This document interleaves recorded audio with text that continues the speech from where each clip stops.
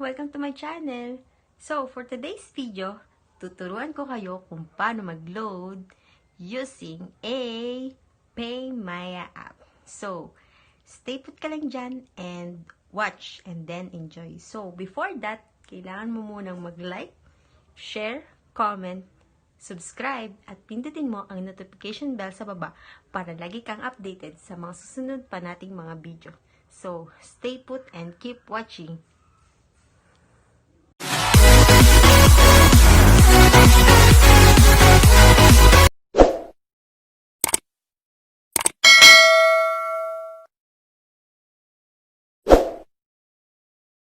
So, nandito na tayo sa ating cellphone. Yan.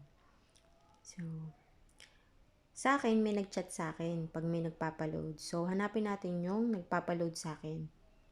Yan, nag-chat siya. Si Kuya Rodel. Pinapaload niya ay Giga 100, madam. So, yun yung ating ilo-load sa ating PayMaya. Hanapin na natin yung ating PayMaya app. So, yan. Hinahanap na natin siya. Yun, katabi siya ng GCash. So, click mo lang yung PayMaya app. And then, lumabas dito is yung fingerprint sensor. So, ito yung ginagamit ko para mabilis mabuksan yung PayMaya app ko. So, pwede naman din na password yung inyong ilagay. Nasa inyo yun kung anong gusto ninyong ilagay. So, niregister ko siya sa fingerprint sensor. So, yan na. Then, hanapin mo yung C-load. Katabi siya ng bills. So, ang ating available balance is 5.7 kung mapapansin nyo. So, yan. Dito ay regular load na Smart TNT.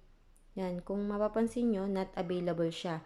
Pero dahil yung pinapaload naman yung number is 0909, so, ito ay talk and text. Hanapin natin kung may available na talk and text dito na Giga 100. So, yan. Hinahanap na natin si talk and text. Yan. May FB 10 na talk and text. So, yan.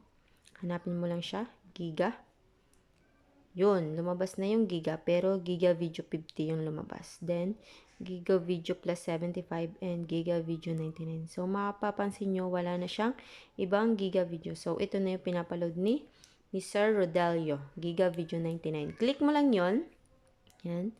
Then, yung fund source natin is PayMaya nga. Yung available balance is 5739.23. And then, click mo yung recipient mobile number. Ilalagay mo dito yung number ng nagpapaload. So,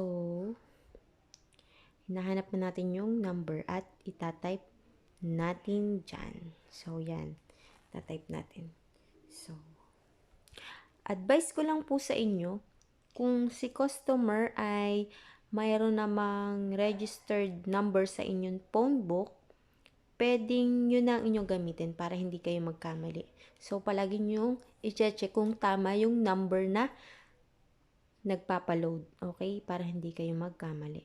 So, yan. Try natin. Erase. Type mo lang yung pangalan ng nagpapaload. Rodelio. So, yan. Rodelio. Yon, lumabas. Click mo yung Kuya Rodelio worker. Yon. After nun, punta ka dun sa optional message. So, ang nilalagay ko po dito is thank you at pangalan nung nagpa-load para alam ko po kung sino yung nagpa-load. So, lalagay ko thank you, Kuya Rodelio. And then, click mo lang po yung continue. Opo. Nasa baba po yung continue. Ano po?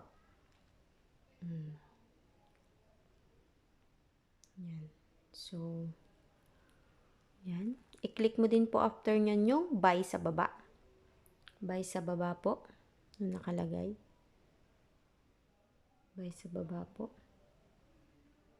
Yan. So, may lalabas po sa inyo na ganito after nyo maloadan. And then, may text pa rin pong lalabas sa taas. Yun, PayMaya. So, sa katunayan, dumating na po yung load kaya ganyan. And then, yun po, ang na-load po natin, product name, Giga Video 99. Tapos, recipient number, si Kuya Rodelio, yung amount, and then yung fund source, and then yung updated balance. So, 5640.23 na po yung lumabas. So, ibig sabihin po, nabawas na po yung niload natin. So, sa baba, thank you Kuya Rodelio and from Lani. Yun po.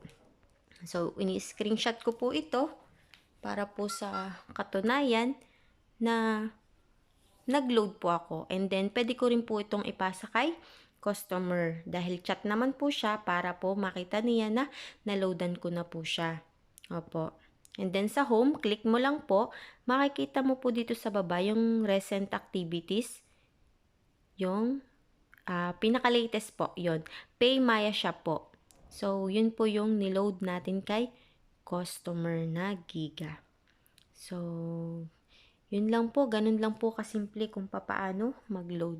So, yung available balance na po natin ngayon ay 5640.23. Sa taas po yun makikita. So, sana po nagustuhan nyo po at may natutunan po kayo kung paano po mag-load using PayMaya app. So, sana po makasama ko sa aming next video. Thank you!